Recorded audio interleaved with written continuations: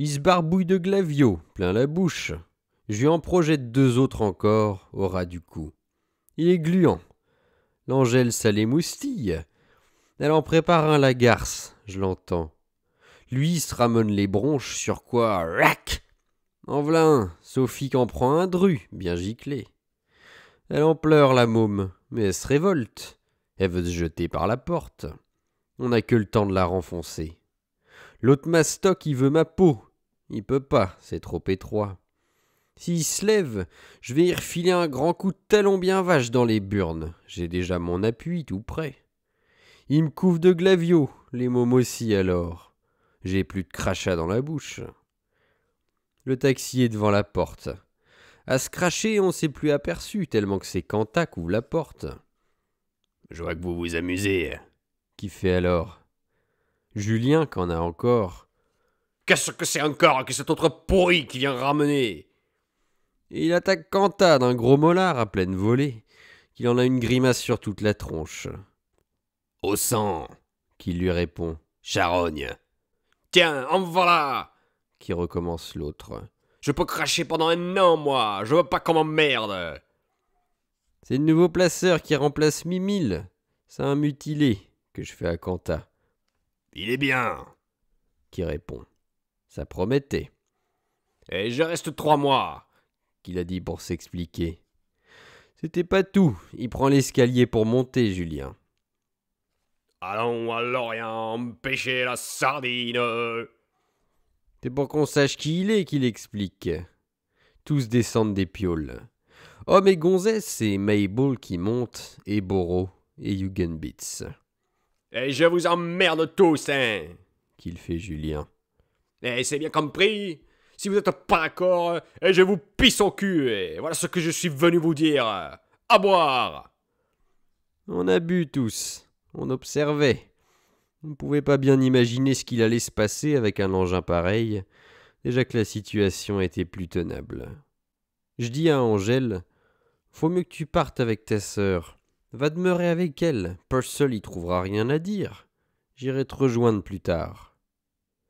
C'était le soir du capitaine. Je veux dire le soir où il faisait sa promenade en cab au clair de lune. De Leicester Square, il allait trouver son cocher habituel. Il faisait son prix. Il lui disait de s'asseoir dedans. Lui, il se mettait sur le siège en haut du cab. À conduire, ça lui rappelait ses belles années. Mais il trouvait plus de dames pour l'accompagner. Même les nôtres, elles en avaient marre. Il n'y avait plus beaucoup d'argent à donner. On était forcés de les commander, nous autres, 2 de sortie, pour qu'elles l'accompagnent. Ça les assommait, les promenades au clair de lune. Il allait faire tous les quais vers Greenwich, tout le côté de Chelsea. Lentement, Chain Promenade. Tout autour, le petit jardin ovale entre la rive et les chemins, contre les maisons mignonnes blotties au bout du temps passé. Tant que durait le clair de lune, notre capitaine conduisait au pas. Il serait allé ainsi, par le bord de rivière, le cheval aidant, jusqu'au fond des âges. Les mômes, elles avaient ces turlupinades en horreur. Elles préféraient mieux, disait-elle, se faire souquer 12 fois d'affilée qu'une seule promenade au clair de lune. Y a de quoi devenir mayonnaise, qu'elles en concluaient. Fallait les astreindre à la poésie, du coup de pied au cul. Ce soir-là, Lawrence aurait son chargement. Angèle et Sophie prendraient place dans le fond du cab. Lawrence les conduirait chez elle jusqu'à Maida Vale, par le clair de lune, par les petits chemins. Il mettrait tout le temps qu'il voudrait. Il était bien content. Ainsi partait-elle. Je fus retenu encore par Aumône et Rodriguez. Il y avait la question du chat. Il se portait bien, Mioup. Il tombait la chandelle à tous les coups. On a été tous le voir dans la cuisine. Seulement, qu'a dit Rodriguez, il s'ennuie, il lui faut du cul. C'était Rodriguez qui était expert pour les chats. Quel cul qu'il lui faut, qu'on a dit. Ben, du cul de chatte, quoi. T'as-t-il une chatte chez toi? Qui me demande. Non, il n'y en a pas. Ben, faut qu'on en trouve, et vivement. Moi, je vais te dire, hein, ces petits chats, c'est capable de tout. Comme j'ai toujours dit, tant qu'il garde ses couilles.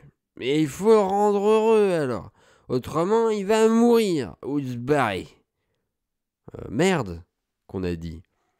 C'était le problème, de savoir aussi s'il lui fallait des nouvelles chattes tout le temps ou si une seule suffirait. Et il en faut des nouvelles, comme à moi, qu'a déclaré Rodriguez qui était expert. C'était sous-entendu qu'on irait à la remonte en minette à travers les rues des environs, mais encore faudrait qu'on sorte. On a éteint la lumière et nous a fait le renversement de la bougie avec sa patte, mais plutôt mou. Tu vois, qu'a remarqué Rodriguez, il travaille pas comme d'habitude. Hein. Écoute, je vais aller avec Yorick, je propose, puisqu'en somme je risquais à sortir plutôt moins que les autres. Reste, je vois si on en trouve une dans Berkeley Square, je la ramènerai. Mais regarde-y le trou du cul est con, hein. Je veux pas d'un coupé ici. Hein. Il me faut une belle chatte. T'en entends? Une belle chatte. Tu sais comment c'est fait? Je vais avec vous, qu'ont proposé Nénette et la grosse Léontine. Ça les faisait marrer comme astuce, les mômes. Elles voulaient chasser aussi, mais Cantalou a pas laissé. Me v'là donc parti avec Yorick. C'est pas difficile à approcher, les chats anglais. Ils sont pleins de confiance, les animaux du pays. On les traite presque toujours gentiment. Je dois même dire qu'ils sont marrants quand on approche. Ils se renversent, roulent sur le dos. Ils font les aimables et les agacés, et des coquetteries, surtout les mimines, forcément. Ça vous regarde complètement à l'envers. On les prend facilement dans les bras. Ça ronronne, c'est toujours chaud et mignon, en somme. C'est d'emblée irrésistible, ça fait comme un gros cœur dans la fourrure qui tient tout entier dans les mains. Surtout dans le quartier que je parle, qui était un très beau domicile seulement du chat rondouillard et pas tracassé du tout de la petite vadrouille bien nocturne. Faut qu'on en trouve. On allait y regarder au bec de gaz sous la queue, si c'était bien ça. On a choisi même. On avait l'embarras du choix. Je me rappelle qu'on avait choisi une toute blanche la première fois, sauf comme un petit béret à poils noirs qu'elle avait sur une oreille. C'était assez drôle. Souvent encore, pendant bien des soirs, j'ai fait la relève aux chattes. Je les ramenais aussi au même endroit, ici ou là, le lendemain soir. Mioup, il voulait plus.